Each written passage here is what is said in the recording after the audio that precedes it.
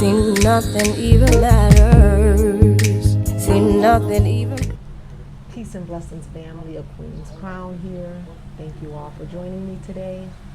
I'm going to be telling you my story as to why I don't use hair color and my experience from when I did color my hair back in December of 2017.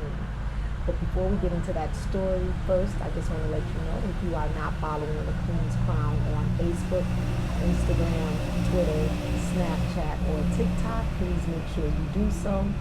Also, make sure you hit that share button and share with your family and friends. The like button to show that you like this video, and the notification bell so that you can receive notifications every time a Queen's Crown goes live, posts, or share. So in 2017, I got this idea that I wanted to color my hair. I did go to my loctician and ask her her thoughts and her opinions, and she said, don't do it. She highly recommended that I not do it, but because it was something that I wanted to do, I did my own research, and I went and I looked it up, and I seen so many testimonials of people who sustained putting color in their hair with no issues, and I said, I'm probably one of those people who can do the same thing. So lo and behold, what did I do? I put color in my hair. The first time I put color in my hair, it was about a brown, bronze, kind of goldish color. It was just a streak on the side of my hair, so every time I would pull it up, put it in a bun, a ponytail or something, you just saw this beautiful streak. Nothing, too fancy, just a nice amount of hair, but it looked beautiful to me. So I figured since I could do that, the next year I'll go ahead and get it done again. Now, I thought coloring my hair once a year was doing justice. I wasn't putting too much strain on it by going back and continuing the color, not knowing that that was probably the more healthier and better way to do it if I was going to put the color in my hair. So I go back a year later and I put fire red color in my hair. The color was called Fire. I did allow the beautician to make the concoction. She did ask me what I was looking for and if she could put her own colors together, so I let her do so. I was very happy with the outcome. However, I was not happy with the amount of hair that she used because I really was just looking for that same streak. But nevertheless, she took about, half of the middle of my head and colored it. I had no complaints afterwards because I thought, wow, this is absolutely gorgeous. It wasn't what I was looking for, but I was happy with it. I was happy with the results, and I figured, oh, I'll rock this. Got so many compliments on it, loved it, and I figured, oh, we're doing good. About 2 to 3 months went by, and I started noticing my ends starting to open and split open. So my loctician had told me, you see this happening to your hair? And I'm like, yeah, I was wondering, what is that? And she's like, your hair is starting to open. This color is messing with your hair. And I'm like, are you serious? Like, I've been doing everything I'm supposed to, so I thought. And what I say and mean by everything I'm supposed to, I thought I was moisturizing it the way I was supposed to. I thought I was doing it as often as I thought I was supposed to. But clearly I was not. My hair began to break. I started losing locks.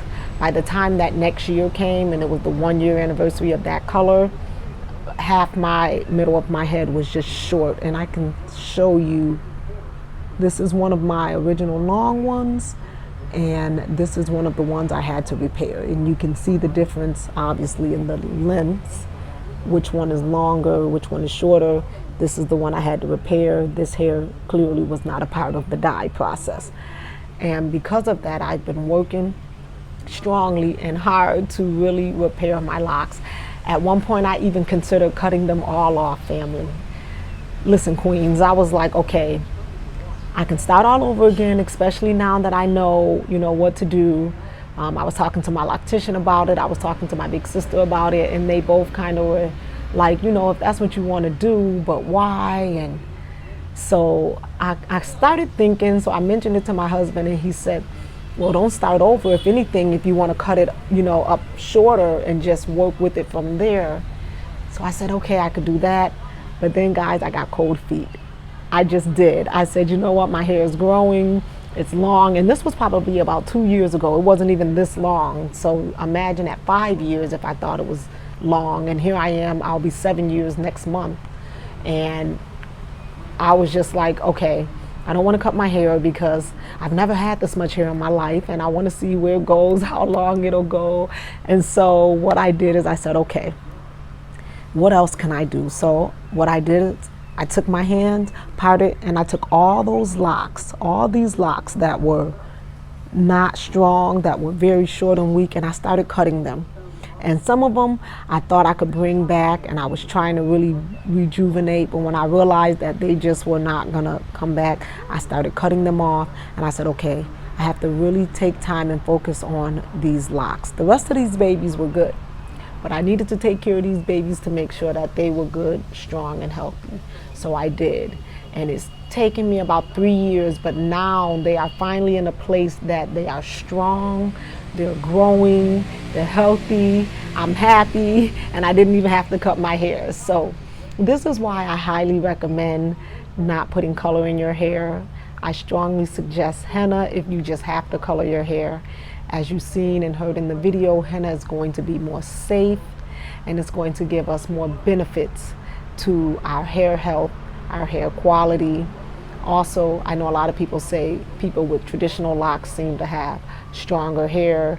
Their hair color seems to take in better. Keep in mind, people with traditional locks, their locks are typically thicker. So maybe their hair can withstand color. Maybe it takes longer for it to break down in the process. Maybe this is why they can color their hair consistently. You would really have to look into it. I have not really done that research to really understand why some textured hair sustain color better. I think personally chemical in the long run, regardless of how your hair sustains on the outside, does damage to the hair and to the scalp. This is why I think a lot of us, who have put relaxers in our hair, even when going natural, a lot of our hair challenges came from being relaxed and then going natural. If you've been natural for a long time before getting locked, but coming out of the relaxer, you would have noticed changes going from relaxed hair to just loose natural. So we just want to make sure that we take care of our hair, take care of our body. And I had to make sure I got close to the camera. Make sure you are drinking water. I keep water. Actually, my water is right here, family.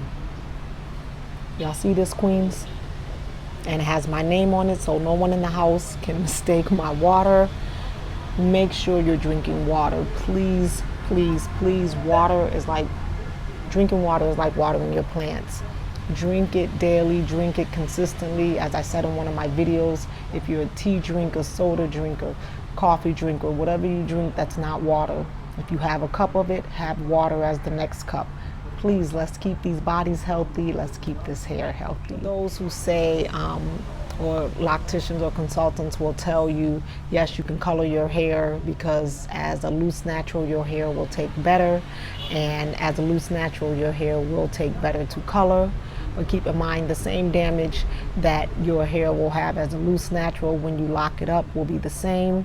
I tell so many people when they come to me with getting their hair colored before getting their locks established, and as I'm doing their reties a few months in and I'm saying, okay, your hair is breaking, this color is shedding because your hair is still going to do what it's going to do.